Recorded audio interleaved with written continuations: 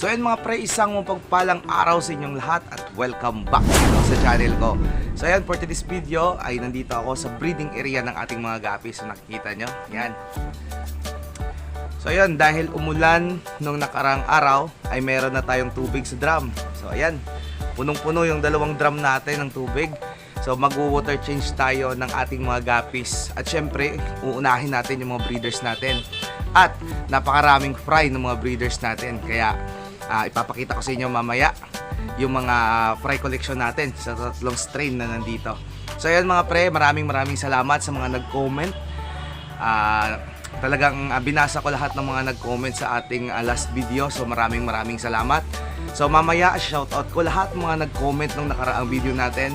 So abangan nyo yun. So mga pre, simulan natin ang video. Let's go!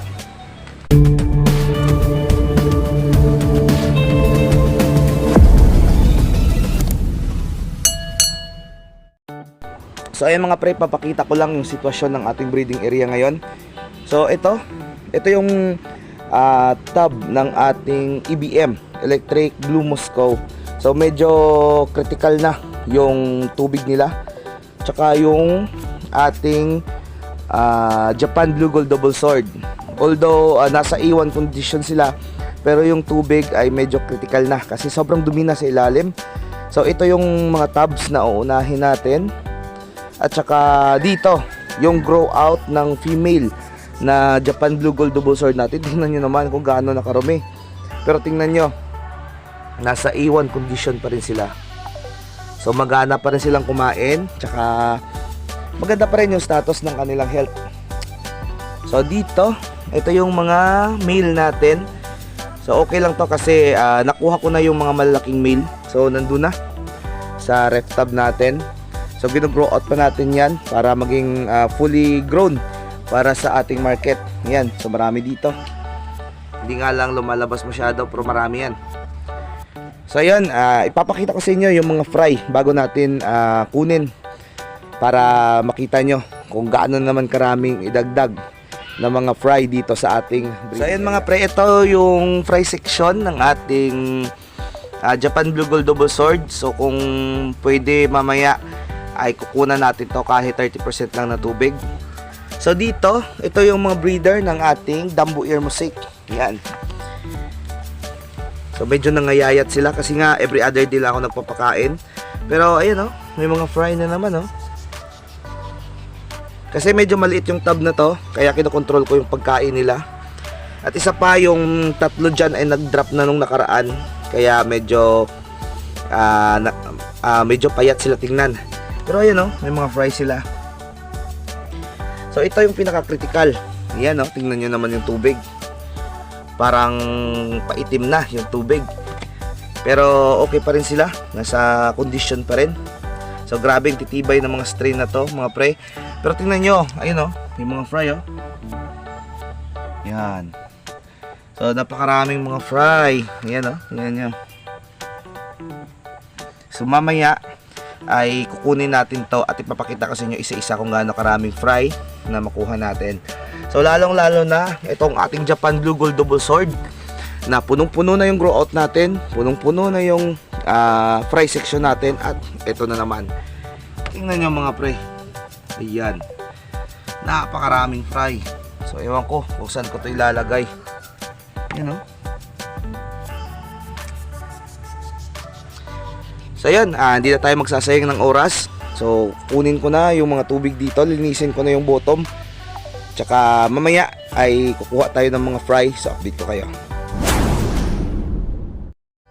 So ayun mga pre, habang nagbabawas ako ng tubig sa ating breeding ref tub ng ating EBM. So manguha tayo ng mga fry dito. So samahan niyo ako mga pre. Let's go!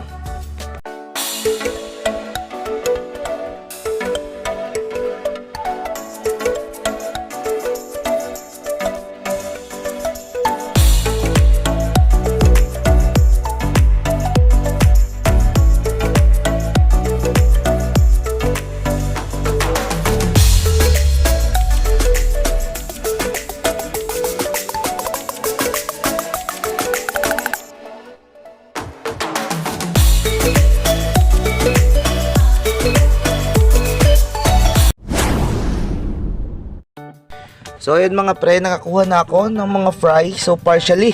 So nakita nyo naman, wala tayong vision sa ilalim kaya dahil green water nga. Pero tingnan nyo naman. Ayan. So ayun mga pre, gusto ko malaman nyo na hindi biro yung number of fry na nakukuha ko dito weekly. Lalong lalo na sa isang buong buwan.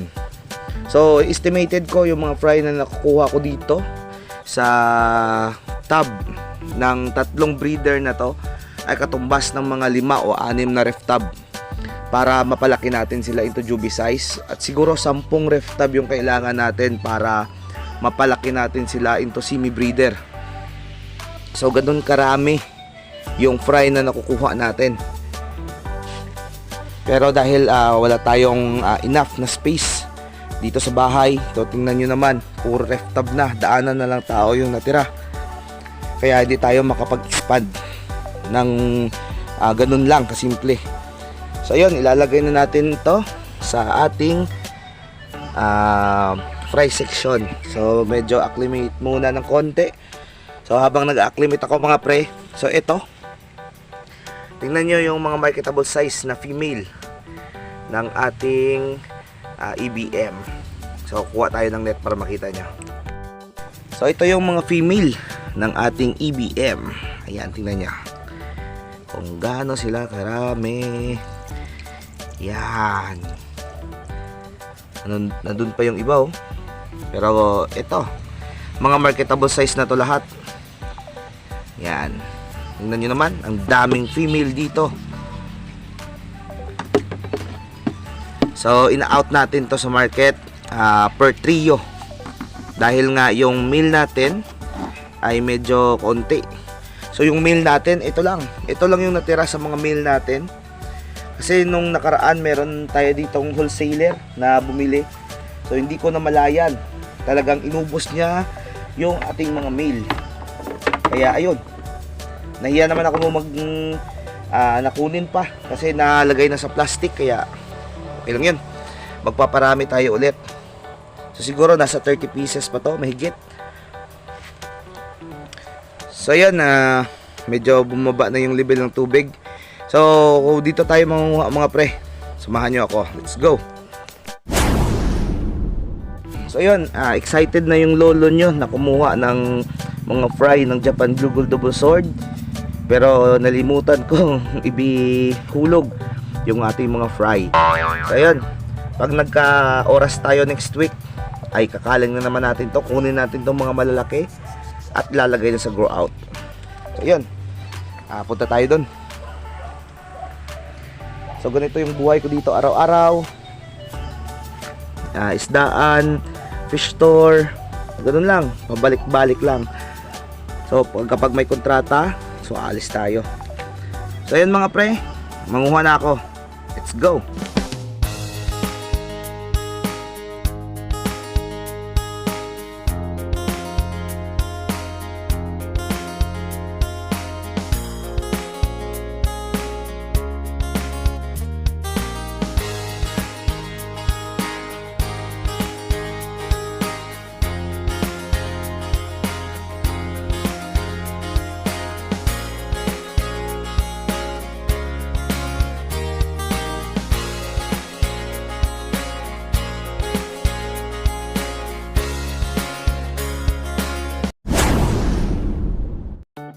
So ayun mga pre, nakapag-drain na ako dito.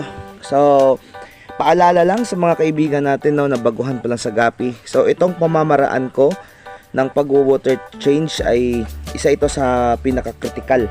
So halos kumuha ako ng 90% ng tubig ng ating mga gapis. So para hindi magkasakit o manibago yung mga gapi natin, yung gagawin ninyo, ito tip para sa inyo. Dagdagan nyo lang ng at least 20% lang na tubig.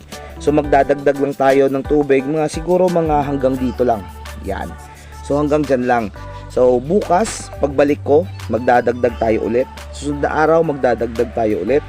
So ganun yung pamamaraan. So gradual, tawag natin din ng gradual na pagpapasok ng tubig. So parang gradual acclimation na rin sa ating mga alaga.